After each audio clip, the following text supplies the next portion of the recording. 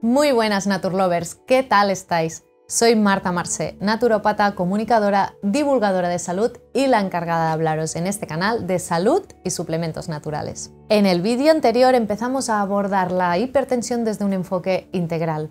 Hoy continuaremos aprendiendo sobre sus causas, todo aquello que podemos hacer para regularla de forma natural y pondremos especial énfasis en el tipo de alimentación que actualmente tiene más evidencia y en todos los suplementos naturales antihipertensivos más efectivos.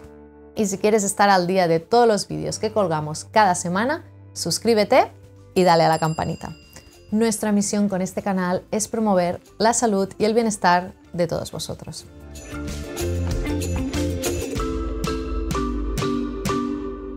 Seguramente has escuchado que lo único que hay que hacer en caso de tener la tensión alta es disminuir la cantidad de sal. Es cierto que el sodio, principal componente de la sal, tiene capacidad para estimular el aumento de tensión. También hay que decir que hay personas más sensibles y otras menos al sodio en relación a la hipertensión. Y que el sodio no solo se encuentra en la sal de mesa. Hay muchos alimentos ricos en sodio, especialmente los alimentos procesados.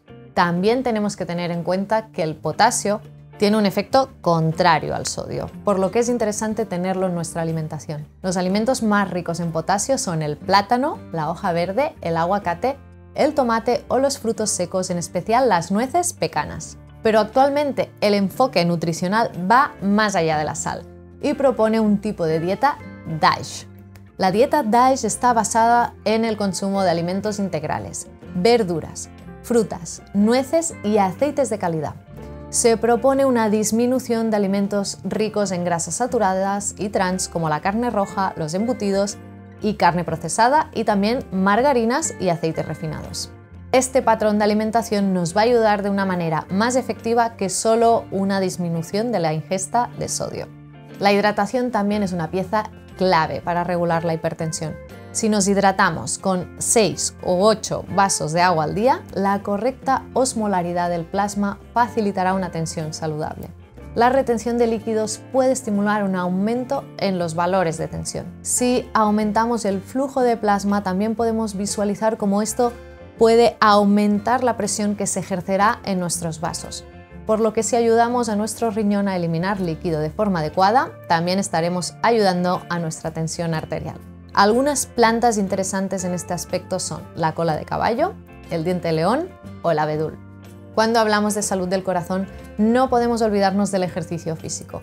Una actividad física regular entrena nuestros músculos y también nuestro músculo cardíaco. Nos ayuda a mantener un nivel de pulsaciones saludable, tanto en reposo como durante el ejercicio, impactando directamente en la tensión arterial. También nos ayuda a la gestión del estrés y la regulación de las hormonas como el cortisol, por lo que la actividad física no puede faltar en nuestras rutinas diarias de salud. Para proteger a los vasos sanguíneos si tenemos tendencia a la hipertensión, también necesitaremos de los antioxidantes. Te invito a revisar nuestro vídeo sobre este tema, pero puedes aumentar su ingesta fácilmente a través de frutas, verduras crudas y especialmente a través de arándanos, nueces de Brasil, zanahoria y coles. El antioxidante top para el corazón es el resveratrol que encontrarás en la uva o en suplementos como este de nuestra marca Naturitas. Como suplementos naturales que ayuden a regular nuestra tensión naturalmente, en primer lugar tenemos el ajo. Su función anticoagulante y antiinflamatoria ayuda a la buena circulación. Y por ejemplo, te recomiendo este producto de Vitae que es súper interesante para la tensión y la salud del corazón. El espino blanco es un sedante suave que estimula también a la circulación sanguínea.